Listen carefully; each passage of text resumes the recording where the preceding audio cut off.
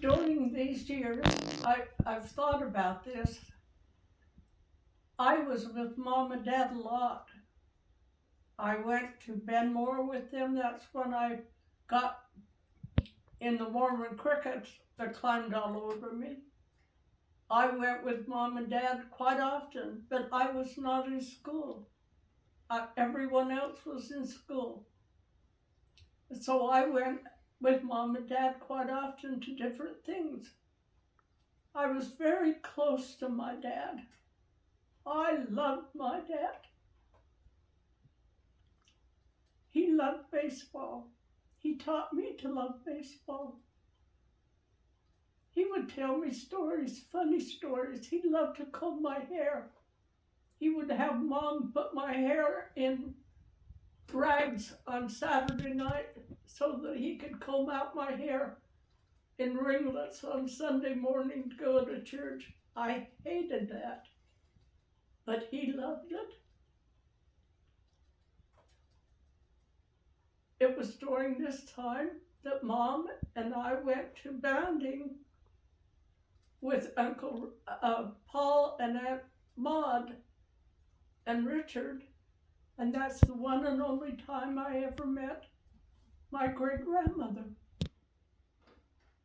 That memory is very vivid. For some reason, Heavenly Father has given me some really strong memories to remember, and that's why I'm trying to share them with you. When Daddy came home from Livermore, they had collapsed his lungs, which was the treatment at that time.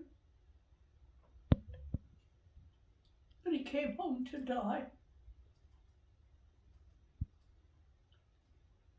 He was very thin.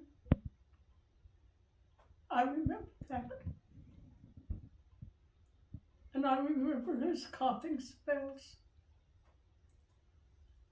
But something else I remembered about my dad. He loved my mother. He would never allow anyone in the family to be disrespectful to my mother or to tell her no. That was kind of hard sometimes because we were a stubborn family. I do not know what caused the friction between Daddy and my brother Doyle. But Doyle left and went to California right around 1939, 1940. The next vivid memory that I have is the birth of Jim. But let's go back a little bit with the death of the two girls. I remember Daddy building their coffins. He planted the pine tree on the plot in memory of them. Betty Fay was 7 months old when she died of pneumonia.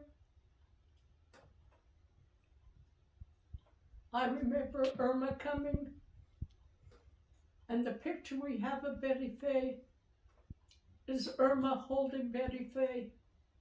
You see her arm in that picture.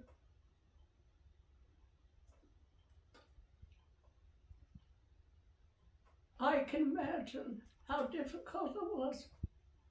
No, I cannot imagine how difficult it was for my father, being ill and having all these children and not being able to support them. One of the questions that David asked me is how they had lived financially, and I didn't know. But I later found out we were on welfare. And it was Ray's responsibility as a small child. He was not very old, to go and stand in line and get the food he hated it. His children has told me how much he hated standing in line and getting welfare. Ray was the oldest male in our family after Doyle left. He had a struggle because Daddy asked him to do things that a grown man would do. I've learned to appreciate Ray, more about him. We all had such different personalities. Joanne was 3 years older than I was. So when I was 5, she was 8. Doreen was 10, and Ray was 12. So from the time he was 12, 13, 14, he was doing a man's job in our home. My mother and Ray both hated the word welfare. I cannot imagine how difficult it was for Daddy and Mom to take welfare at that time.